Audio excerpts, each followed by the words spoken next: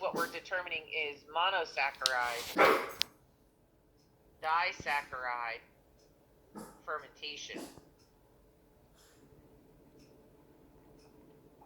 and then H2S, or sulfur reduction. Now, how do we record this? We record this in a very similar manner that we do to the DSI. Remember the heading to the phenol red. Remember, A means acid. We're using the same pH indicator, by the way, so the colors are going to be the same, which makes this a little easier. We use K for alkaline. And we record this as slant. I want to show you the anatomy of one of these tubes. This is the slant.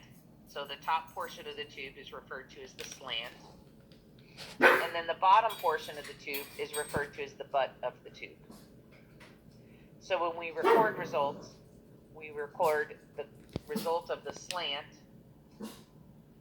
over the result of the butt of the tube, and then H2S is recorded after that. Now this C means control, so this is what a tube looks like when it's uninoculated. And just like we talked about gas production in acid, in fermentation versus protein catabolism, remember acid and CO2 are the waste product of fermentation. Alkaline is the result of protein catabolism, meaning a non-fermenting organism. Phenol red will turn yellow in acidic conditions and pink in alkaline conditions. So let's talk about what's going on in each of these tubes, because it starts to get a little, as you can see, there's multiple combinations of results, and it can start to get a little confusing. So let's talk about slant over butt H2S first. We'll worry about CO2 later. So let's look at tube number one. In tube number one, this organism is protein catabolism only. So the slant of the tube, and you should remember from the video, there's a lot to remember in this test, that's why it's by itself. Remember in the video from your pre-lab that when this is inoculated, we stab the butt of the tube. Notice the bottom of these tubes are really thick. So we stab the bottom of the tube with the inoculating needle so that we introduce anaerobic conditions. And then we run the needle up the slant to introduce aerobic conditions. So here we can see in tube number one, this organism did not grow in anaerobic conditions. It was able to grow here at the top of the tube, and it caused it to turn a hot pink, which is alkaline. So we will record this tube as K, and the bottom of the tube is going to be K. We would record it as K because it's all alkaline. And H2S is negative. There's no black precipitate in the bottom of the tube. In our next tube, notice the top, the slant of the tube, is alkaline. So this is K. And the bottom of the tube is acidic. So this is A. Again, there's no black precipitate, so our H2S is negative. Now what's happening in tube number two is called reversion.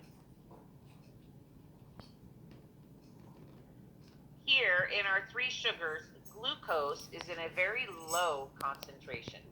Brackets mean concentration. Whereas our disaccharides are in a high concentration, meaning I have a lot more disaccharide available in this media than I do monosaccharide.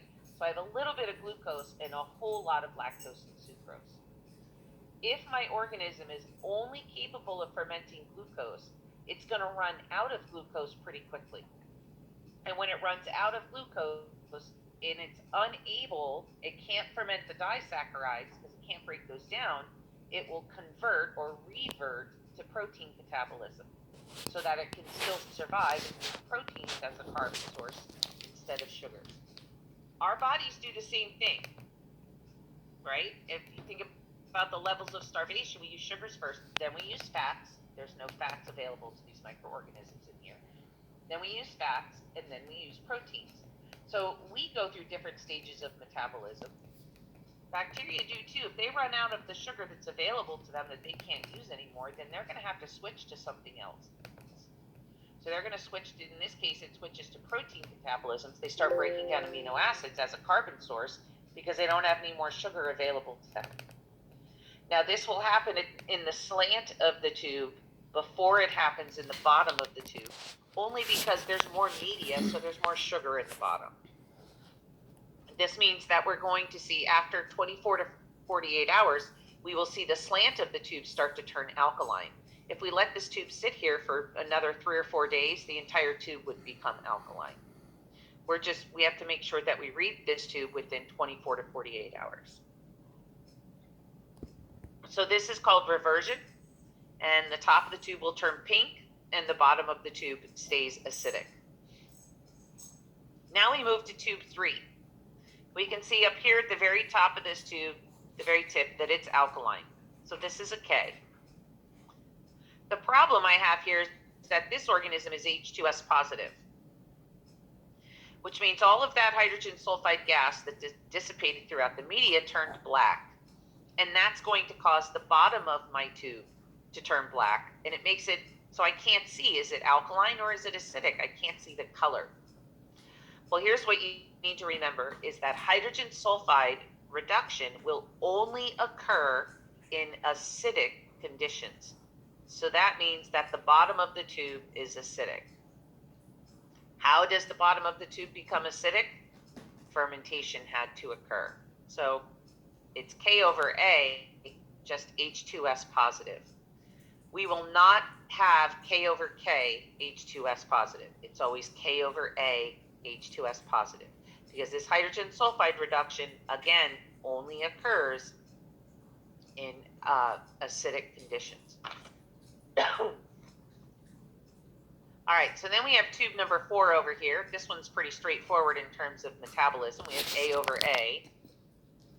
Now, this is H2S positive. H2S negative. Fix that there. H2S negative. But you can see there's a whole bunch of CO2 down here in the bottom of the tube.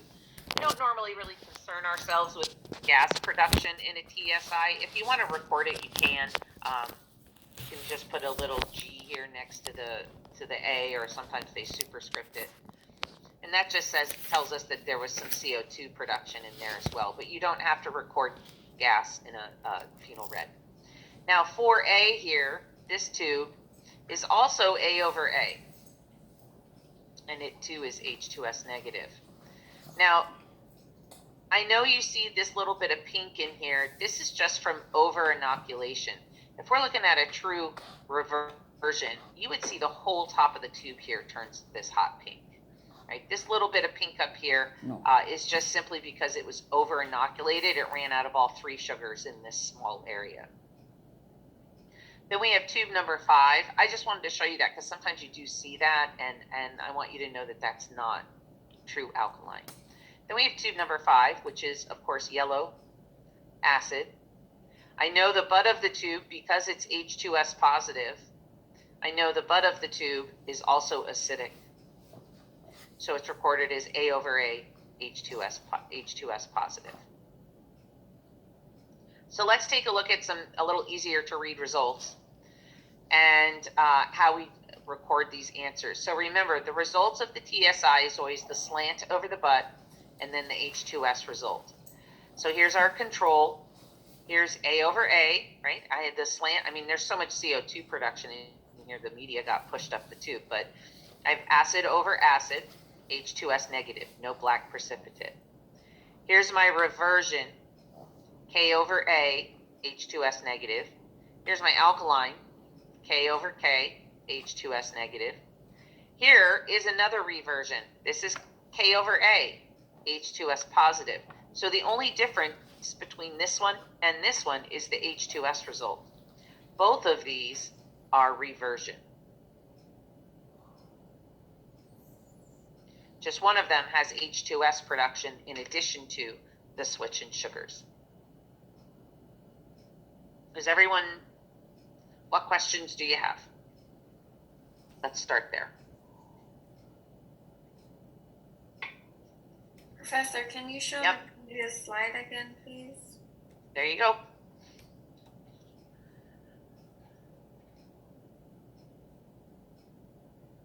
Thank you. Mm-hmm. Does anybody have any questions?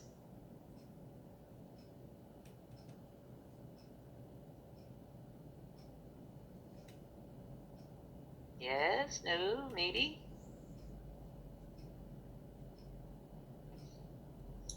Are you going to show this in relation to the unknown assignment? Yep, I just have to release it. Okay.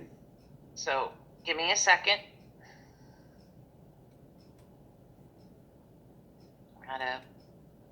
My Chrome is not cooperating with me. Sometimes it won't scroll. Do you guys have that issue with Chrome sometimes?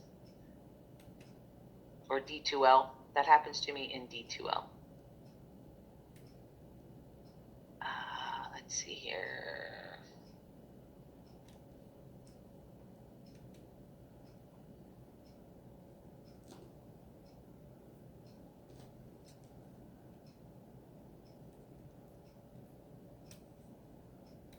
All right, your TSI results are released. So you can now look at your TSI results, determine those for your unknown, and then look them up on the table.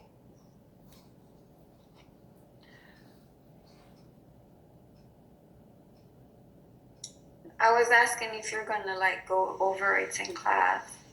I can show them to you, but I'm not going to tell you what your results are. The whole point of the unknown is for you guys to figure out and determine your own results. So I can show you what it looks like.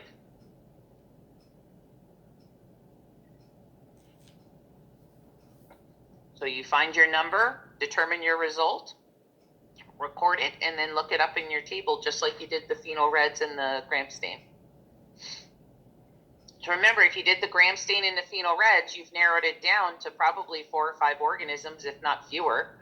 So now look at the TSI and the H2S results and narrow it down even more if it narrows it down for you. Sometimes it doesn't do anything for you. It doesn't tell you anything that you don't already know. So not every test is going to give you a result that eliminates bacteria every single time.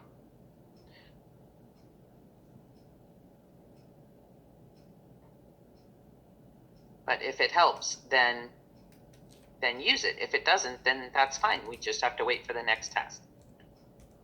Professor, I remember you said there were a mistake on the last ones because I know. I'm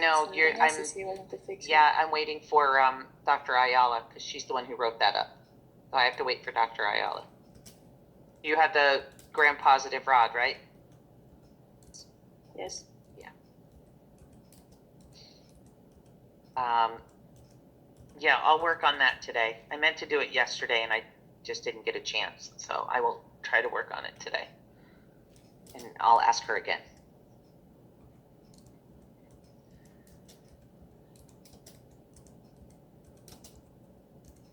Does anybody have any questions on the TSI?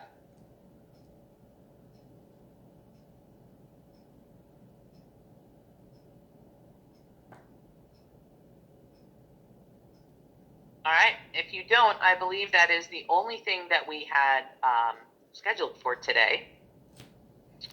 We have I think the MVIC on Tuesday, and then your exam will open up. We do not have lab next Thursday. It's Veterans Day.